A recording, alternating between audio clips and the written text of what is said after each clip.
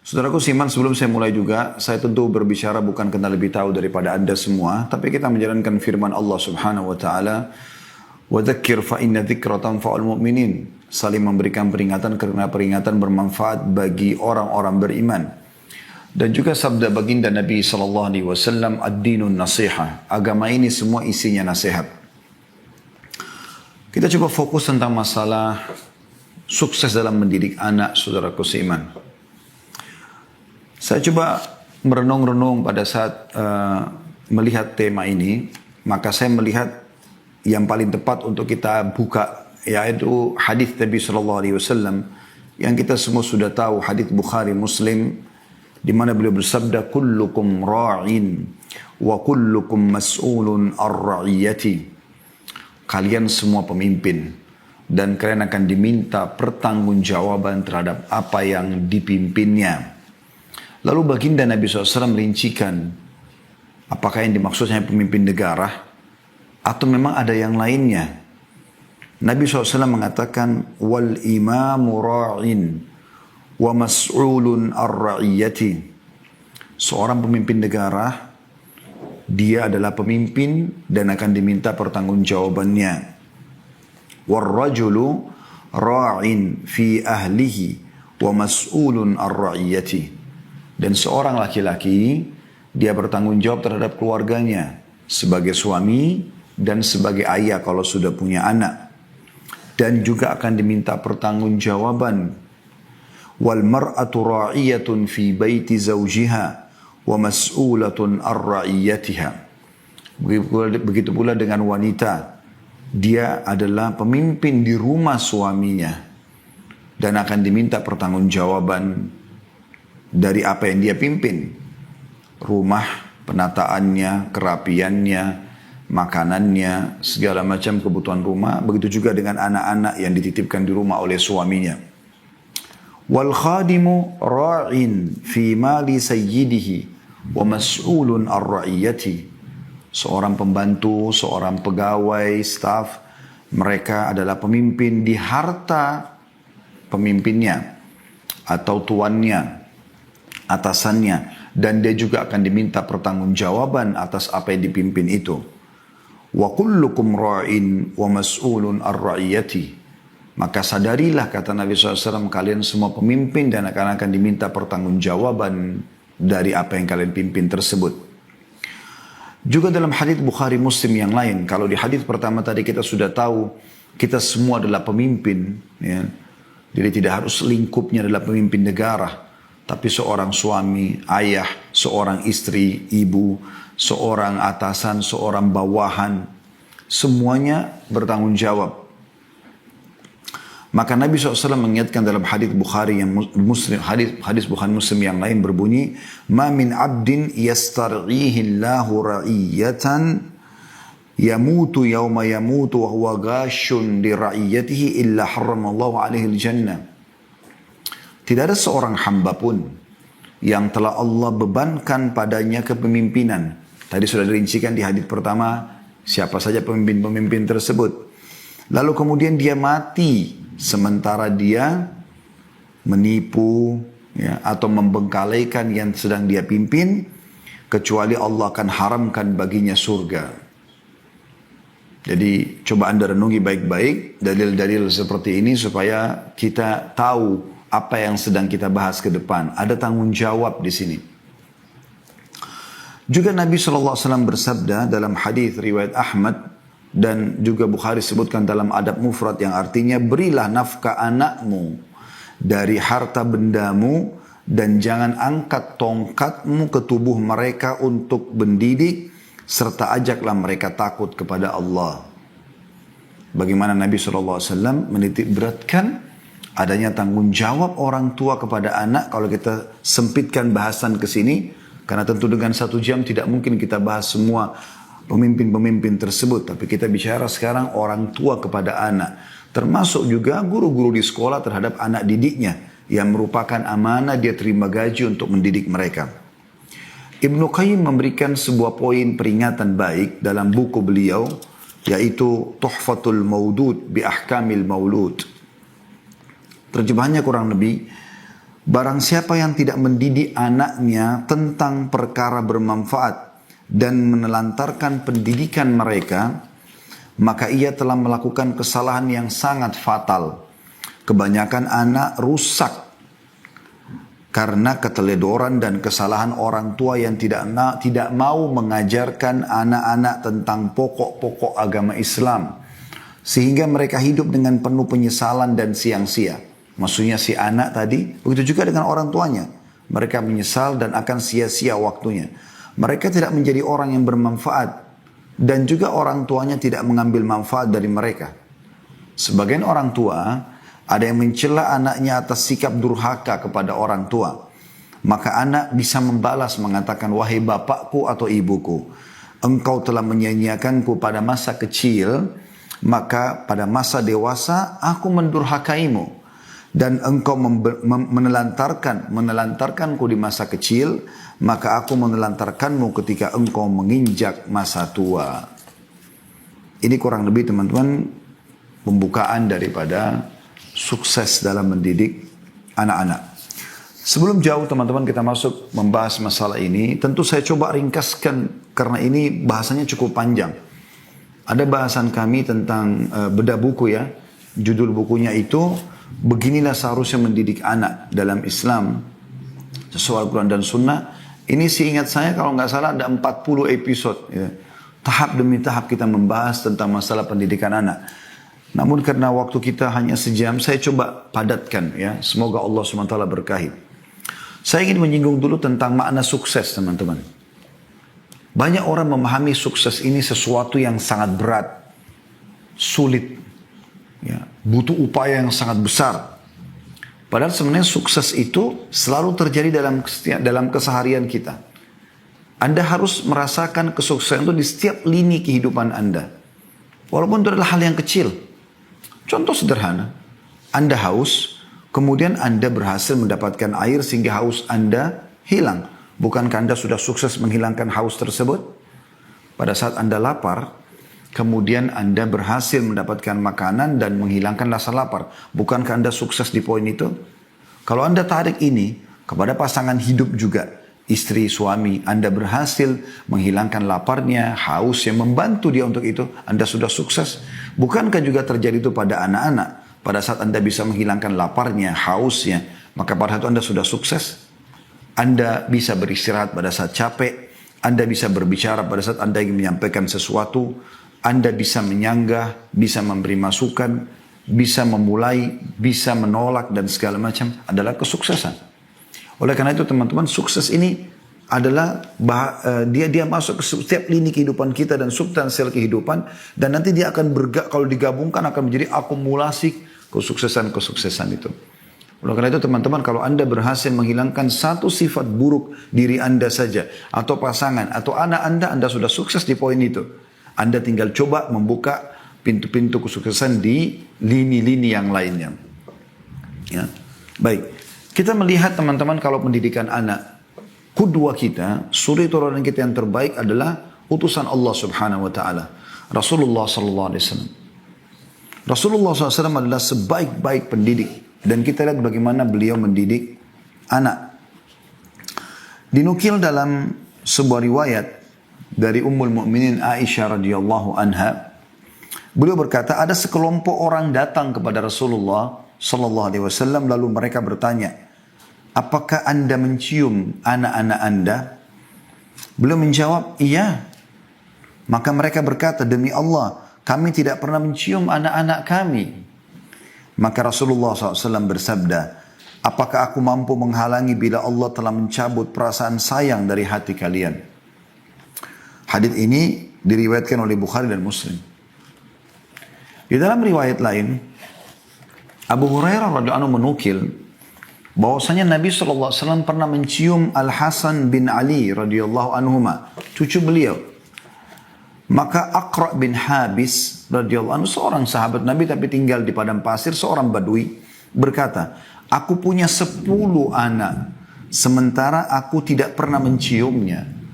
Maka apa kata Nabi SAW? Pendidik yang terbaik, man la yarham la yurham. Siapa yang tidak mengasihi tidak sayang, maka tidak akan disayang. Hadis ini riwayat Bukhari Muslim. Juga dari hadis Jabir bin Abdullah radhiyallahu anhuma, dia berkata bahwa Rasulullah SAW bersabda, "Man la yarhamin nas, la yarhamhullah." Siapa yang tidak mengasihi anak-anak, atau siapa tidak mengasihi manusia, maka dia tidak akan disayangi atau dikasihi oleh Allah. Hadis ini juga riwayat Bukhari Muslim. Ada seorang wanita juga pernah dinukil dari Anas radhiyallahu anhu, datang kepada Aisyah radhiyallahu anha, lalu beliau memberi 3 butir kurma. Maksudnya Aisyah memberikan 3 butir kurma kepada ibu tersebut. Sementara ibu ini diikuti oleh 2 anaknya. Maka ibu tersebut pun memberikan anak-anaknya masing-masing sebutir kurma. Dan ibu pun itu memegang 1 butir kurma.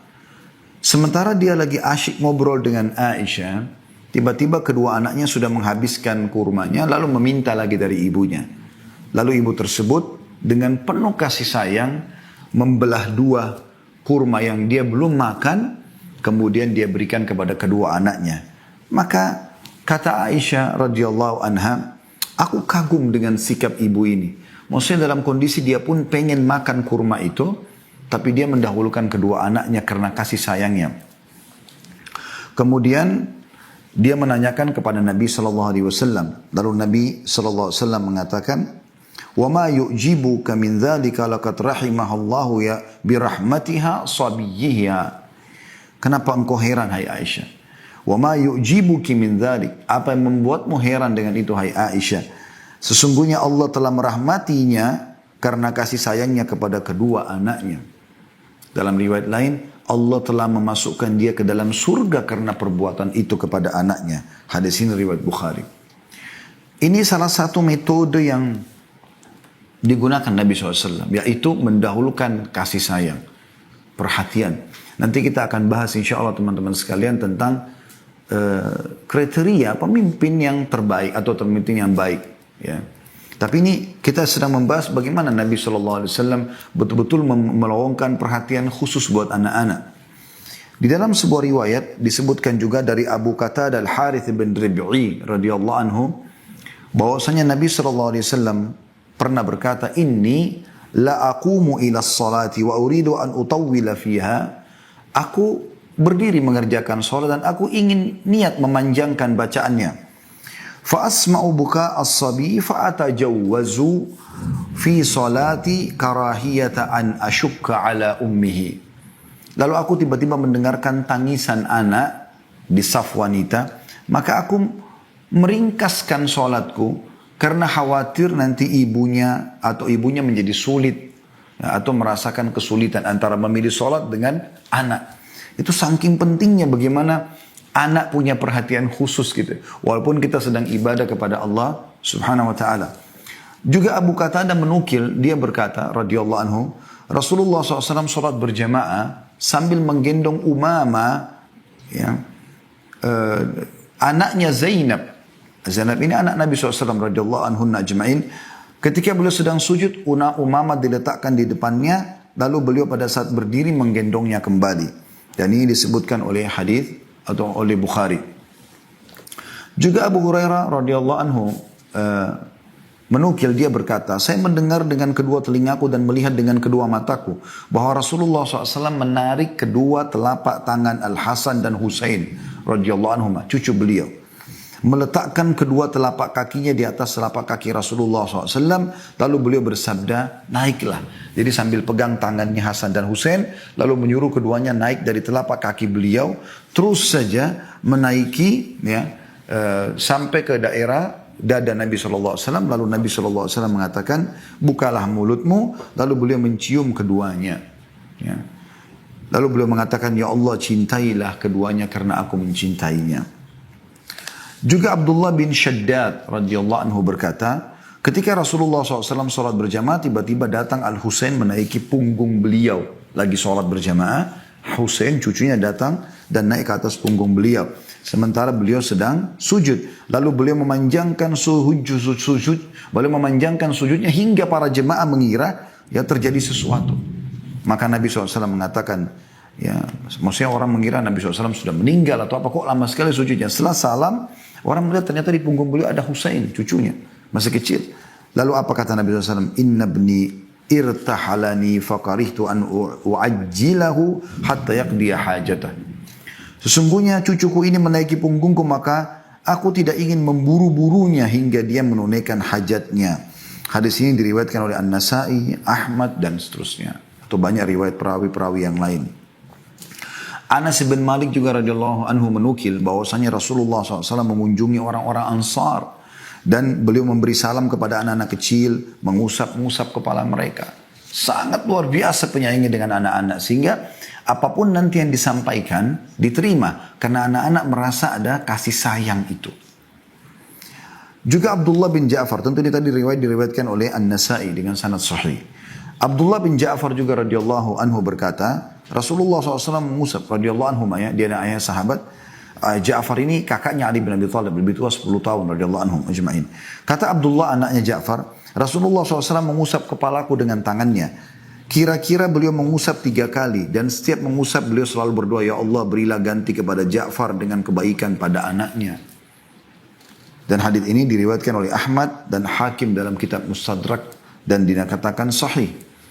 Dan kita tutup di bahasan ini teman-teman, di poin ini maksud saya yang sedang kita bahas tentang bagaimana Rasulullah SAW sebagai pendidik adalah riwayat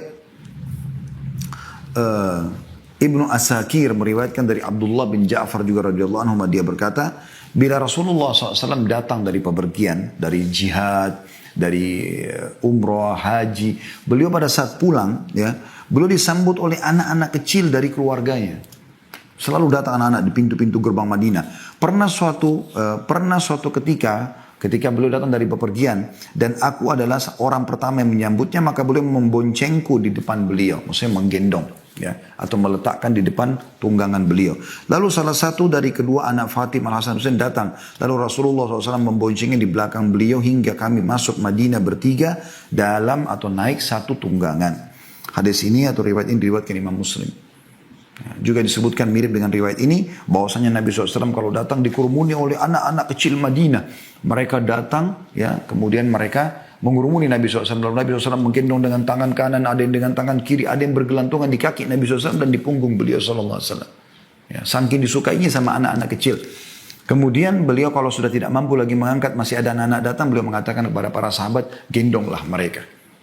Padahal beliau dalam keadaan kondisi letih datang dari safar. Bagaimana, ya, suri teladan kita Nabi SAW memulai mendidik anak dengan kasih sayang. Baik teman-teman sekalian, kita coba lebih dalam membahas masalah ini. Kita akan coba bahas kriteria pendidik teladan. Ini terjadi buat orang tua juga, buat tentunya teman-teman yang menjadi tenaga pengajar di sekolah, ya. Saya berharap Anda sebagai orang tua harus menyadari anak-anak tidak diberikan oleh Allah SWT kepada Anda, ya, kecuali memang sebagai amanah. Ingat itu. Dan Anda tidak punya pilihan sama sekali. Anda sebagai laki-laki hanya punya sperma, itu pun Allah yang ciptakan. Anda yang ciptakan sperma juga itu. Dan Anda perempuan hanya punya sel telur dan perut di tempat untuk menampung bayi tersebut. Kemudian lahirlah bayi tersebut. Kita bahkan tidak bisa pilih laki-laki atau perempuan. Kita tidak bisa memilih bagaimana alisnya, matanya, hidungnya, bibirnya. Kita tidak bisa milih semuanya. Tidak bisa ada yang kita pilih sama sekali. Maka ini teman-teman sekalian, sebuah pelajaran penting. Ternyata ini bukan milik kita. Allah SWT amanahkan. Ya. Maka ada sebuah tanggung jawab di situ. Dan ada sebuah peluang pahala besar di situ. Begitu juga Anda sebagai guru di sekolah. Teman-teman sekalian, lupakan masalah gaji. Coba nikmati pekerjaan. Apa yang sedang kita kerjakan. Saya juga kebetulan lama menjadi guru. Baik itu di pesantren ataupun di universitas menjadi dosen. Dan saya melihat tidak ada cara yang paling efektif untuk bisa memberikan informasi yang tepat kepada anak didik kita. Kecuali dengan kita menikmati pekerjaan tersebut. Kita ikhlas. Saya pribadi menjadikan mereka adalah aset-aset amal jariah saya. Saya berharap siswa di pesantren dulu ayah saya didik di Makassar.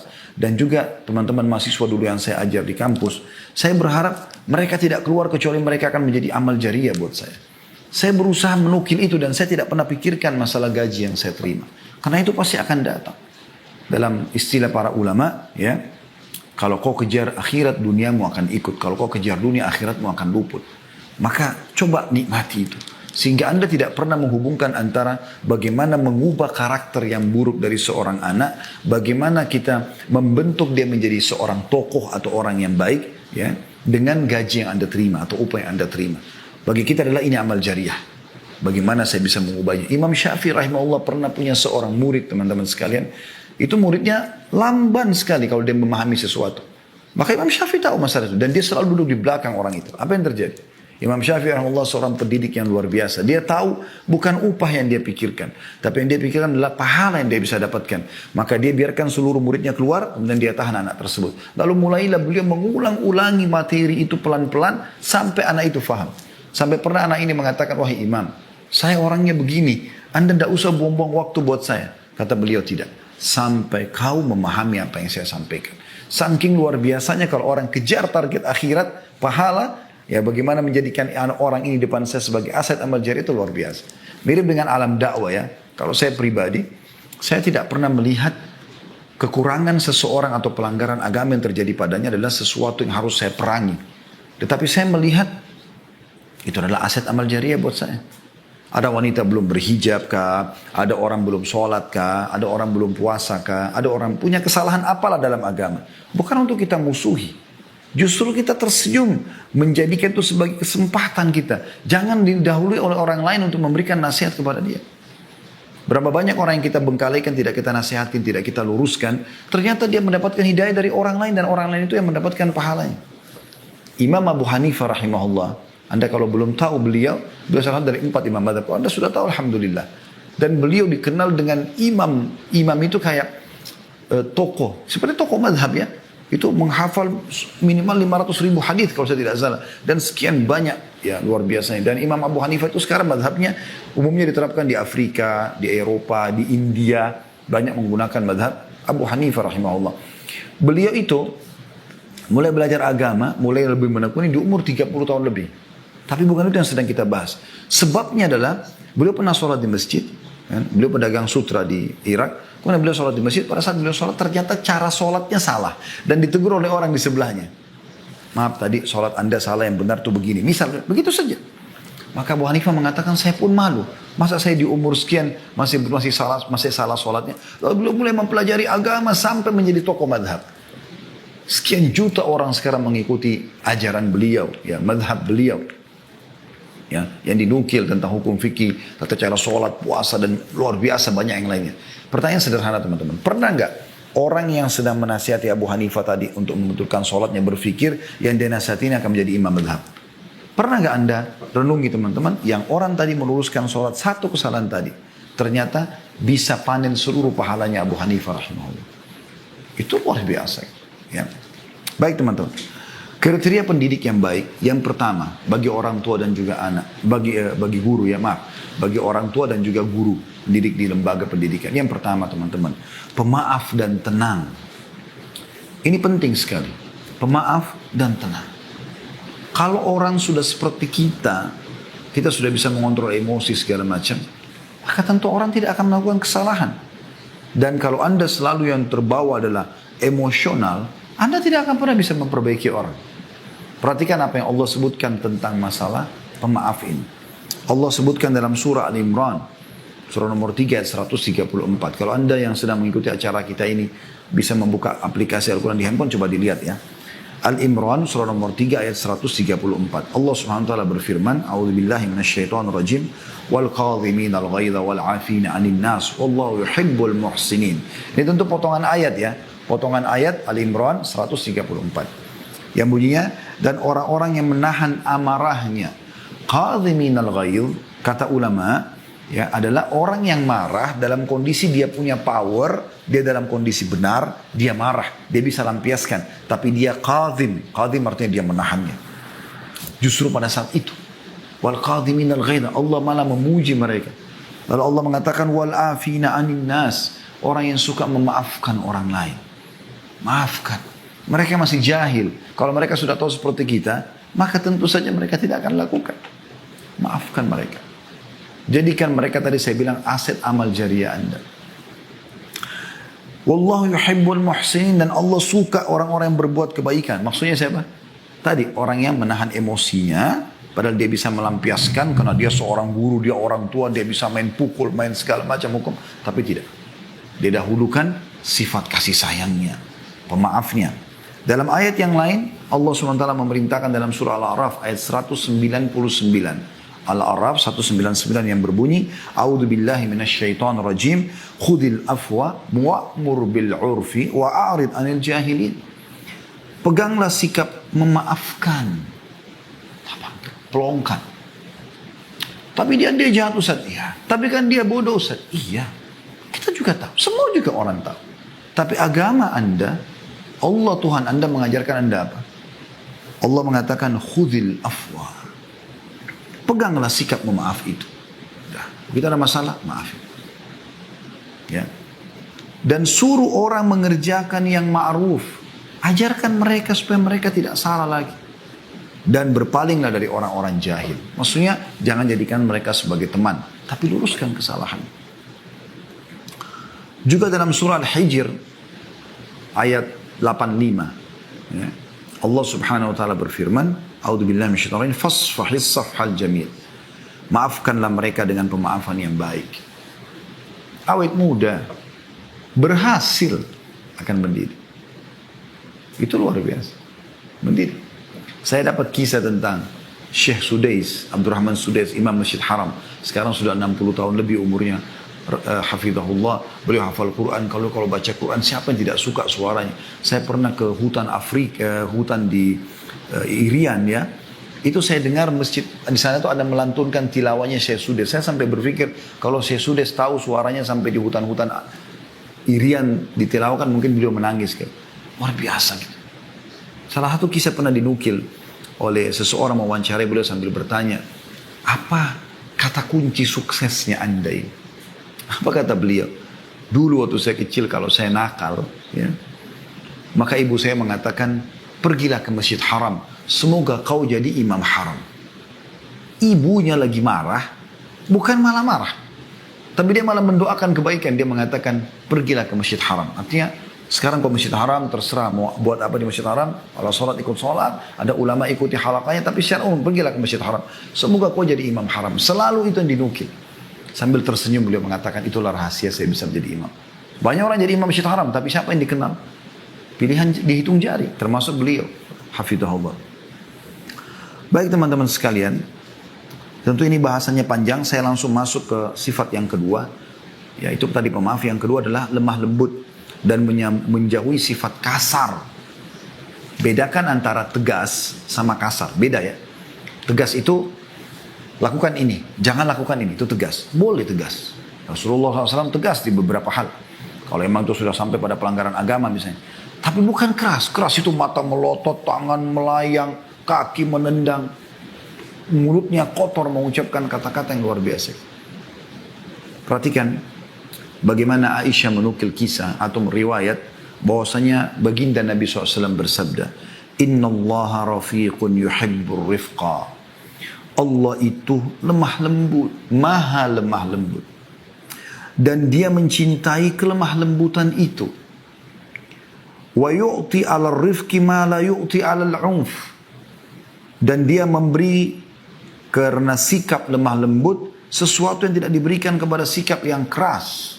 Artinya efek hasilnya beda. Lemah lembut dengan keras. Wa ma la yu'ti 'ala ma siwah. Dan juga segala sesuatu yang tidak diberikan kepada selainnya. Maksudnya selain lemah lembut. Apapun metode selain lemah lembut, maka akan efeknya beda dengan lemah lembut. Ya. Dan ini diriwayatkan, sudah disebutkan tadi oleh Bukhari. Ya. Atau dinukil sebelumnya ya. Kemudian Aisyah berkata juga, Nabi SAW bersabda, Idza aradallahu bi ahli bait, idza aradallahu bi ahli baitin khairan adkhana alaihim rifqa. Ketahuilah, jika Allah menghendaki kebaikan pada satu keluarga, maka Allah akan memasukkan kepada mereka sikap lemah lembut. Hadis ini riwayat Ahmad, Bukhari, dan juga Al-Baihaqi. Jadi kalau di rumah Anda ada lemah lembut, tutur kata yang santun, suami pada istri, istri pada suami, orang tua pada anak, anak pada orang tua, berarti Allah sedang menginginkan kebaikan buat rumah tangga Anda. Ini luar biasa. Begitu juga dengan lembaga pendidikan tentunya. Ya. Kemudian dalam hadis yang lain kata Nabi SAW, Inna Allah rafiqun yuhibbur rifqa fil amri kullih. Allah itu maha lemah lembut dan dia mencintai kelemah lembutan dalam segala urusan. Ya, kalau anda tadi mengatakan, mungkin nggak kita pilih-pilih. Kata Nabi SAW, segala urusan. Kelemah lembutannya. Ini diriwayatkan juga sama oleh Imam Ahmad. Juga Ummul Mukminin radhiyallahu anha menukil bahwasanya Rasulullah SAW bersabda, ini maksudnya Aisyah Ummul Mukminin radhiyallahu anha, "Alaikum birrifqi inna rifqa la yakunu fi syai'in illa zanah wa la yunza'u min syai'in illa syanah."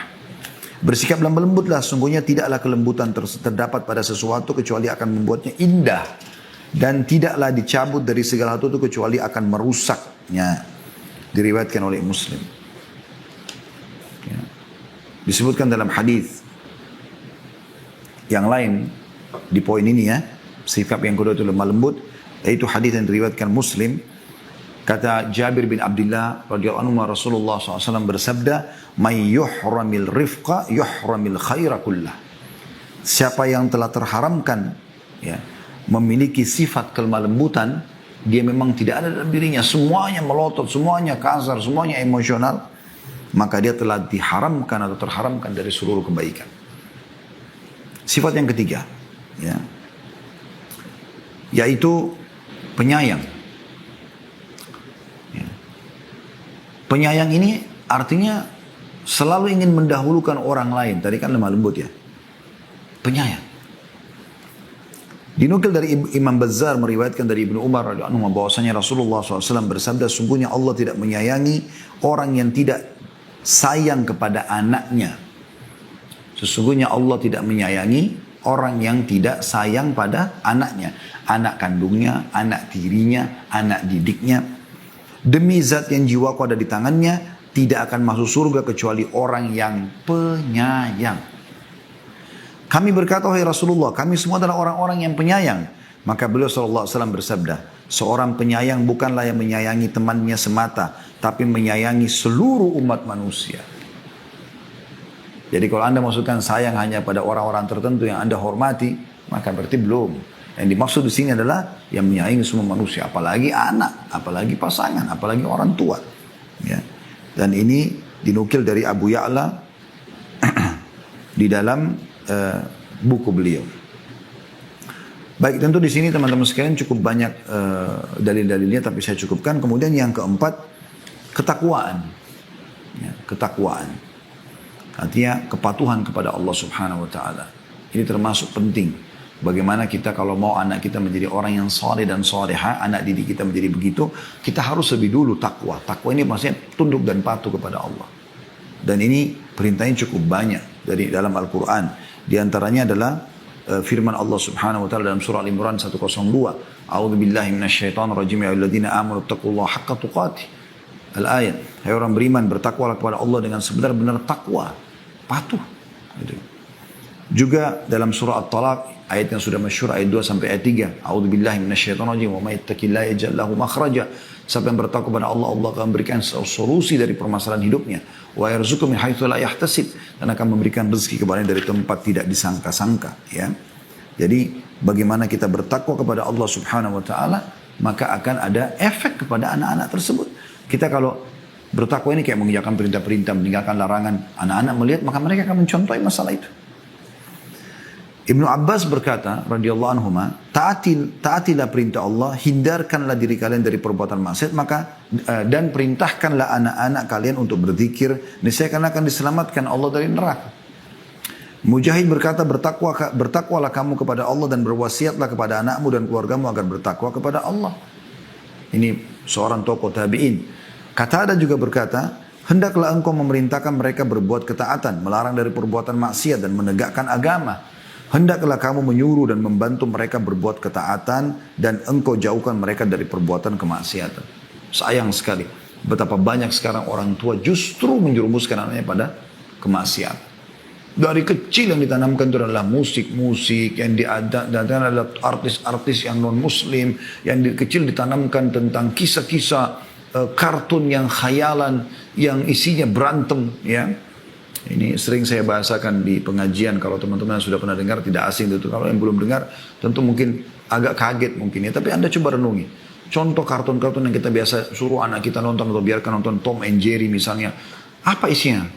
20 menit atau setengah jam isinya adalah berantem antara kucing sama tikus. Apa yang terjadi kira-kira dalam kejiwaan anak kita pada saat mereka selesai nonton? Kalau Anda dudukkan dua adik kakak nonton kartun Tom and Jerry, setengah jam kemudian Anda tutup, Anda matikan, lihat apa yang terjadi. Mustahil mereka tidak berantem. Dan yang lebih bahaya lagi di situ, dinukil banyak sekali hal-hal yang berbahaya. Jatuh dari tangga, yang kena strom, yang ini seakan-akan tidak mati. Masih bisa lari-larian kejaran setelah itu. Kenapa Ustaz bisa tahu? Saya kok waktu kecil tahu, nonton kan. Dan saya, subhanallah, setelah belajar saya melihat, oh ini tidak boleh. Gitu kan. Khayalan. Berapa banyak kita selalu sibuk anak kita untuk menjadi tokoh-tokoh fiktif. Ya, ada Spiderman, ada Superman. Tidak ada orang-orang ini tidak ada. Tapi itu dilahirkan di khayalan anak-anak kita. Waktu dirilis film Spiderman pertama di Amerika, banyak sekali kisah kan. Anak-anak diberikan orang tuanya baju, akhirnya ada yang jatuh dari apartemen, tapi nggak dinukil di berita karena takut nanti film ini nggak laku. Gitu. Anda coba telusuri. Karena memang dibuat khayalan, jaring keluar dari tangan segala macam, padahal tidak ada. Kan tapi bagus filmnya Ustaz. Memang bagus. Kalau nggak bagus nggak akan laku. Tapi Anda bicara masalah pendidikan. Berapa banyak orang tua tidak menyadari masalah itu. Tidak ada ketakuannya. Tidak menanamkan hal yang haram. Dia nonton nonton film-film barat, film-film action yang banyak mungkin ada ciuman, ada perempuan tidak pakai hijab, anak-anaknya duduk di sebelahnya sambil nonton. Anda jangan pikir anak-anak kalau sedang bermain tidak memperhatikan ya. Mereka sangat jeli, bahkan lebih jeli daripada kita. Saya pernah berbicara dengan istri di rumah. Kemudian setelah itu subhanallah anak ini diam. Setelah itu dia bicara datang kepada seorang tamu di rumah. Lalu dia ceritakan. Kalau ada cerita begini loh. Padahal itu cerita. Dia pada saat itu diam. Ternyata dia sedang mencerna apa yang sedang kita sampaikan. Maka bertakwa kepada Allah SWT. Anda kalau lihat cuplikan ciuman di film.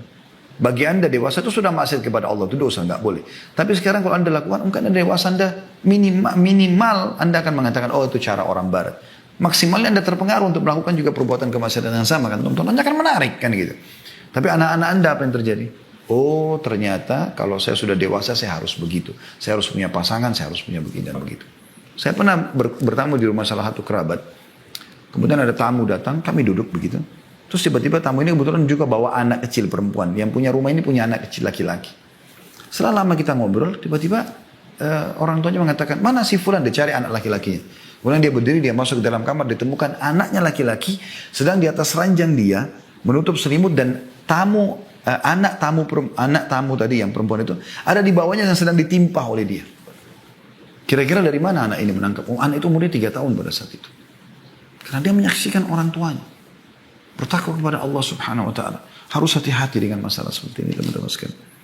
Yang kelima, yang ciri yang baik adalah berdoa yang baik buat anak-anak.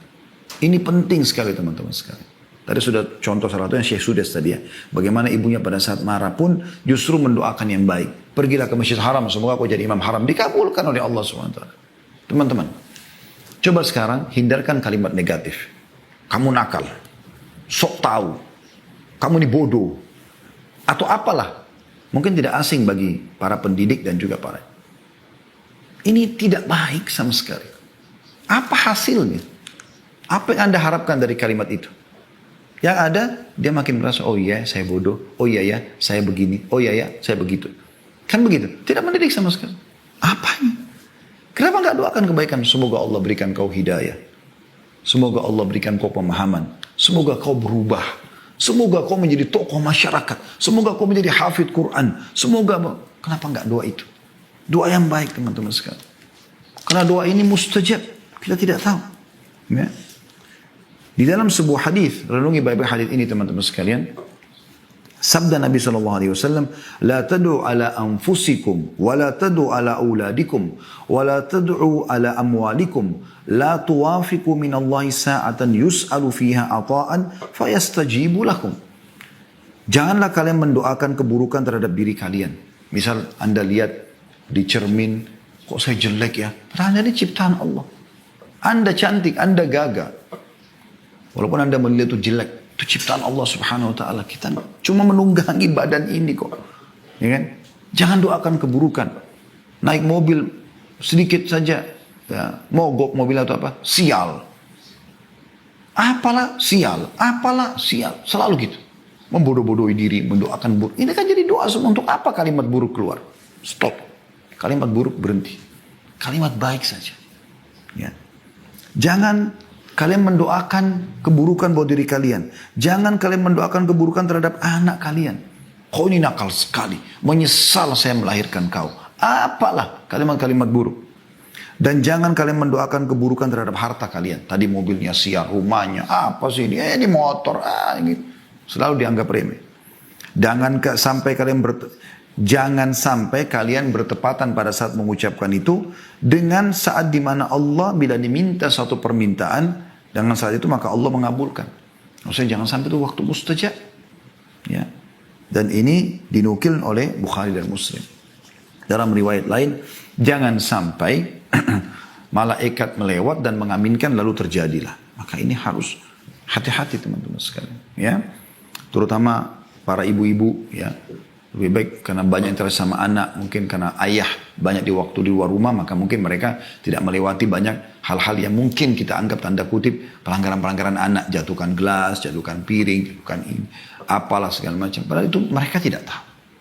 Teman-teman sadarkan diri kita, kalau kita menjadi mereka, ya, atau mereka menjadi kita, apakah mereka akan jatuhkan gelas itu?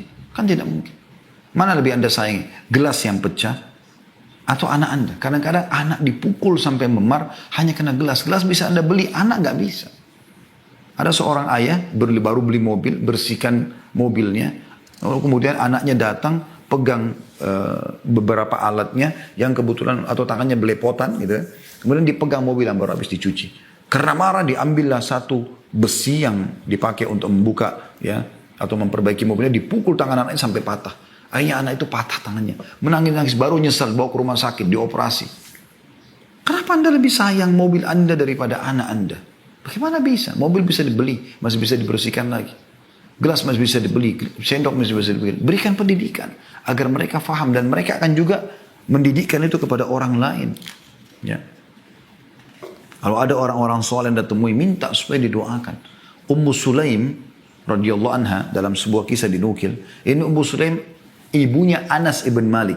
Anda kalau baca Anas ibn Malik ini, Anas ini termasuk salah satu dari sekian banyak sahabat yang banyak menukil hadis. Di antaranya beliau nukil kisah ini, beliau mengatakan bahwasanya Ummu Sulaim ibuku pernah berkata, wahai Rasulullah, Anas ini anakku menjadi pembantumu. Aku bawa supaya dia membantu kamu dan biarkan dia belajar, didik dia apa saja. Maka berdoalah kepada Allah untuk kebaikan, untuk dia doakan kebaikan. Jadi Ummu Sulaim minta agar Nabi SAW doakan Anas kebaikan. Maka Nabi SAW doakan, Allahumma akthir malahu wa waladah, wa barik fima a'taitah. Ya Allah, berikanlah kepada Anas harta dan anak yang banyak, dan berkahilah apa-apa yang telah engkau berikan kepadanya.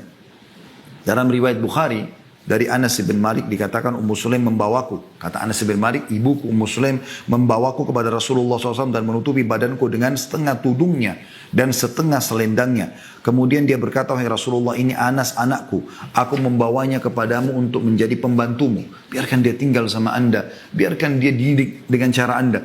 Maka berdoalah kepada Allah untuknya kebaikan. Lalu Nabi SAW berdoa, Allahumma akthir malahu wa waladah.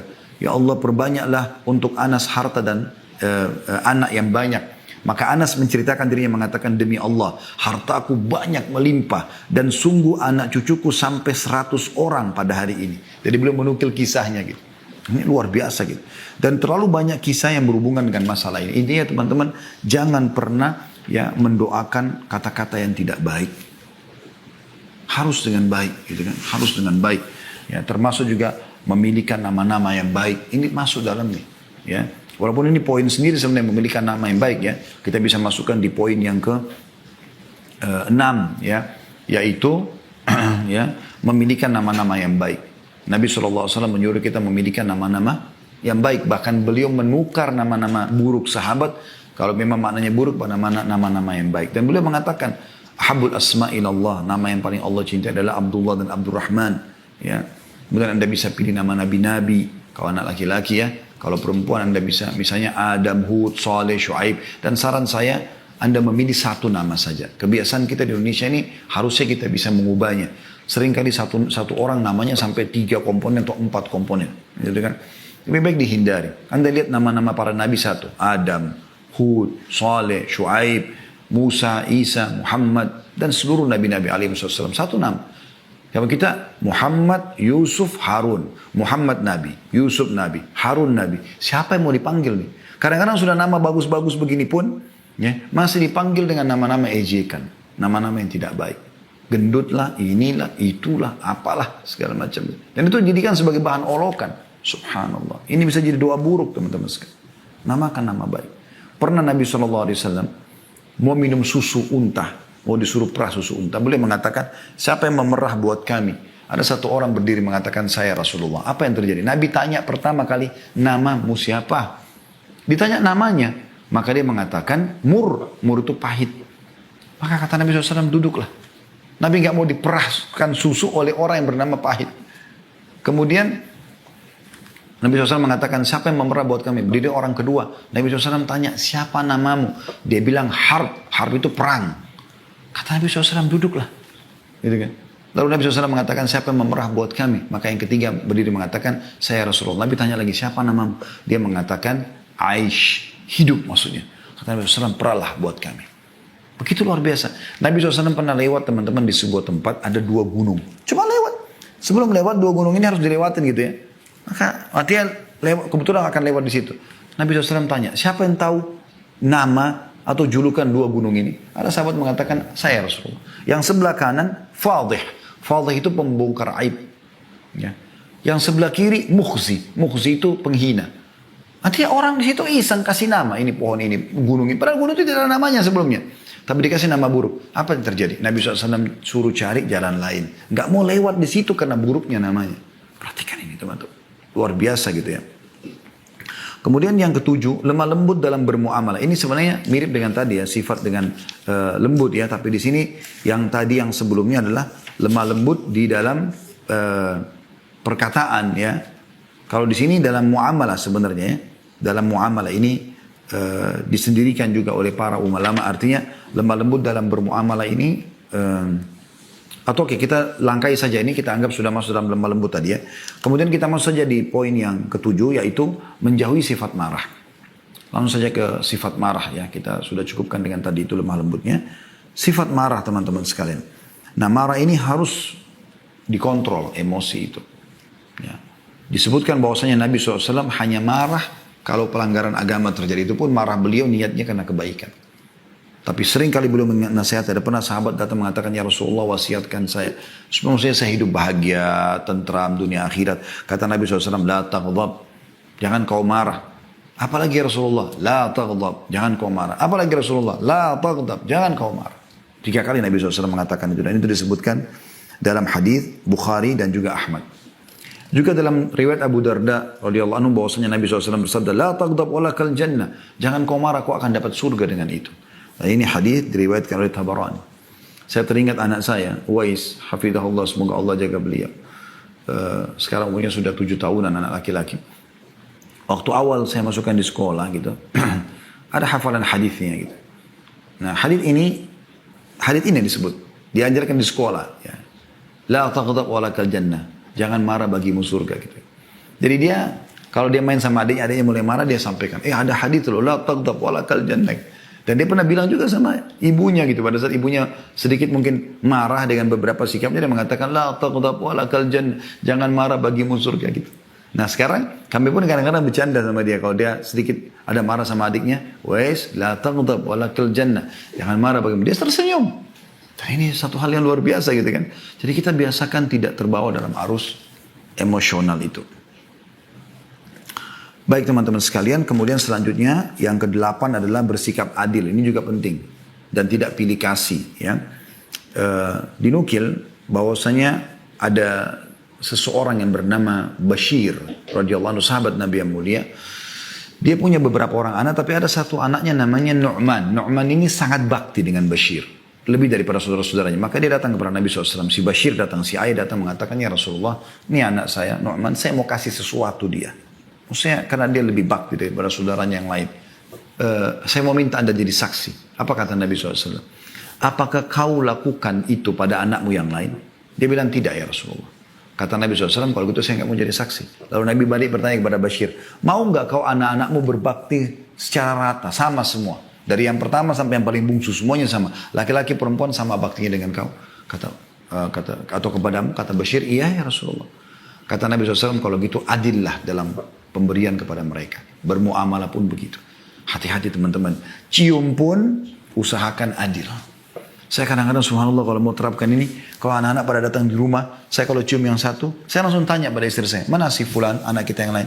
So saya datang saya ciumin juga. Takutnya nanti Allah hisab gitu loh. Saking hati-hatinya. Anas bin Malik berkata, ada seorang laki-laki berada di depan Nabi SAW, lalu putranya datang kepadanya. Lalu dia menciumnya dan mendudukkannya di atas pahanya. Anak laki-laki datang. Kemudian datang putrinya, anak perempuannya. Lalu dia dudukkan di hadapannya, dia tidak pangku.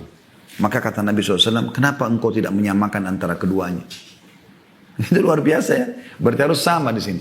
Nah beda antara warisan dengan hibah. Pemberian itu teman-teman sekalian harus rata. Adil. Ya, rata semuanya. Sama teman-teman di lembaga pendidikan. Rata dalam, jangan pilih kasih. Jangan karena ini pintar, lalu anda pilih kasih dengan tidak. Justru yang tadi saya bilang yang masih bodoh menurut anda itu, anda jadikan dia supaya pintar. Itu baru anda sukses di poin itu. Nah itu penting sekali. Bagaimana kita bisa mengubah orang untuk menjadi lebih baik sehingga kita bisa panen amal jariah. Itu penting teman-teman sekalian. Kemudian yang tidak kalah penting juga teman-teman sekalian adalah kita tutup dengan ini karena waktu asar ya. Sumber pedoman pendidikan. Ya. Yang pertama Al-Quran teman-teman sekalian. Jangan pernah luputkan Al-Quran daripada anak-anak kita. Al-Quran, Al-Quran, Al-Quran selalu saya ingatkan. Ajarkan mereka membaca Al-Quran. Ya. Ibnu Abbas berkata radhiyallahu anhuma, barang siapa membaca Al-Quran sebelum umur balik, udah lancar baca Quran, ya, udah mulai menghafal, maka dia termasuk orang-orang yang diberikan hikmah di masa kecil. Begitu juga Ali bin Abi Thalib berkata, Rasulullah SAW bersabda, barang siapa membaca Al-Quran dan menghafalnya, menghalalkan apa yang dihalalkan di dalamnya, dan mengharamkan apa yang diharamkan di dalamnya, maka Allah akan memasukkannya ke dalam surga, dan memberi syafaat kepada 10 dari anggota keluarganya yang telah divonis masuk neraka. Hadis ini riwayat Tirmidzi, Ahmad dan Ibnu Majah. Ini luar biasa. Apa membuat anda ragu tentang Al-Quran? Renungi firman Allah SWT ini dalam surah Al-Maidah ayat 15 sampai 16. A'udzu billahi minasyaitonir rajim. Laqad ja'akum minallahi nurun wa kitabun mubin. Yahdi bihi Allahu man ittaba' ridwanahu subulas salami wa yukhrijuhum minadh dhulumati ila nuri bi'idnihi wa yahdihim ila siratim mustaqim. Sungguh telah datang kepada kalian cahaya dari Allah dan kitab yang menjelaskan Al-Quran. Dengan kitab itulah Allah memberi petunjuk kepada orang yang mengikuti keridhaannya ke jalan keselamatan. Dan dengan kitab itu pula Allah mengeluarkan mereka dari berbagai kegelapan kepada cahaya dengan izinnya. Dan menunjukkan mereka kepada jalan yang lurus. Kita sayangkan sekali sekarang teman-teman sekalian. Selalu di pendidikan itu dibedakan antara mana yang pendidikan umum, mana pendidikan agama. Kalau pendidikan umum tidak akan dipelajari Al-Quran. Ini aneh sekali. Ini aneh sekali. Di Mauritania saya dengar berita teman-teman sekalian. Walaupun dia dokter, walaupun dia insinyur, walaupun dia jurusan-jurusan umum. Tapi mereka tuh hafal Quran 30 juz. Mereka kalau duduk di majelisnya, yang mereka bicarakan adalah sebab turunnya ayat ini, perkataan sahabat, ada hadits yang menguatkan ini. Mereka tidak bicara tentang ilmu umumnya. Itu hanya pelengkap bagi mereka. Tapi agama nomor 1. Dan kita sayangkan juga teman-teman sekalian, menyedihkan sekali. Saya selalu menangkap lembaga pendidikan Islam, seperti misalnya pesantren ya, seperti tempat pembuangan saja. Orang tuanya kalau lihat anaknya nakal, nanti ayah atau ibu masukkan kau di pesantren ya, seakan-akan pesantren tempat pembuangan, penjara buat anak-anak nakal. Subhanallah. Harusnya anda dahulukan sekolah-sekolah Islam, baru kemudian kalau tidak lolos, baru anda masukkan ke sekolah umum. Lebih parah lagi ada orang memasukkan anak-anaknya ke lembaga-lembaga orang non-muslim, kafir. Katolik lah dan segala macam dengan alasan lebih bagus kurikulumnya. La haula wala quwata illa billah. Mana lebih baik daripada Al-Quran teman-teman sekalian. Saya pernah masuk pesantren, azan disuruh ke masjid, di kelas kita dengarkan Allah berfirman, kita diajarkan at-tajwid, kita diajarkan makna-makna tadabbur ayat Al-Quran, kita dikasih hafalan Quran, kita dikasih hafalan bacaan sholat dan segala itu yang menolong kita. Yang kedua, sunnah Rasulullah SAW. Ikuti sunnah-sunnah Nabi SAW. Ya. Ini harus dinukil untuk kita. Selalu ajarkan teman-teman, Rasulullah bersabda, selalu begitu. Dan biasakan selalu bilang sallallahu alaihi wasallam. Ini banyak sekali dalilnya teman-teman sekalian. Menit tinggal 5 menit lagi waktu asar, maka saya harus ringkaskan. Yang jelas teman-teman, Rasulullah SAW adalah sebaik-baik pendidik. Kata Nabi SAW, kullu ummati yadkhuluna jannata illa man aba. Semua umatku bisa masuk surga kecuali yang menolak. Qila wa man ya'ba ya Rasulullah. Siapa yang menolak untuk masuk surga ya Rasulullah? Qala man ata'ani dakhala jannah. Siapa yang mengikutiku pasti masuk surga. Wa man asani faqad aba. Dan siapa yang bermaksiat kepadaku tidak mau ikut petunjukku, maka dia telah menolak. Dan hadits ini diriwayatkan oleh Bukhari. Gitu. Tentu banyak sekali yang harus diperhatikan dalam poin ini. Tapi yang jelas Anda ambil pesannya di sini. Yang ketiga teman-teman adalah jalan para salafus salih. Nukil kepada mereka kisah-kisah sahabat, kisah-kisah Nabi. Ya. Kisah-kisah Nabi dulu, kemudian kisah para sahabat Nabi. Terlalu banyak pendidikan yang harus kita tanamkan dalam masalah ini. Ya. Nukil kisah para sahabat saleh. Ya, ini penting sekali. Kemudian yang terakhir teman-teman sekalian adalah biasakan mereka, setelah yang keempat ya, menghadiri majelis ilmu dan ulama. Selalu begitu. Imam Ahmad terbentuk menjadi pribadi yang luar biasa, itu dikarenakan ibunya luar biasa. Selalu menyuruh hadir di ulama sini, ulama itu, ulama ini. Dan akhirnya menjadi ulama adab. Berapa banyak dipanen oleh ibunya. Gitu kan. Kemudian yang terakhir teman-teman sekalian, dan ini tidak kalah penting. Sebagai penutup adalah sandingkan dengan orang-orang saleh, lingkungan yang saleh. Anda sebagai orang tua punya hak untuk bisa melatih mereka atau membentuk mereka untuk berteman dengan siapa. Ya, lembaga pendidikannya, teman-teman bergaulnya, tempat mereka kumpul, maka itu harusnya orang-orang saleh. Dan itu Anda bisa temukan di masjid tentunya, di majlis-majlis ilmu, bukan di tempat lain.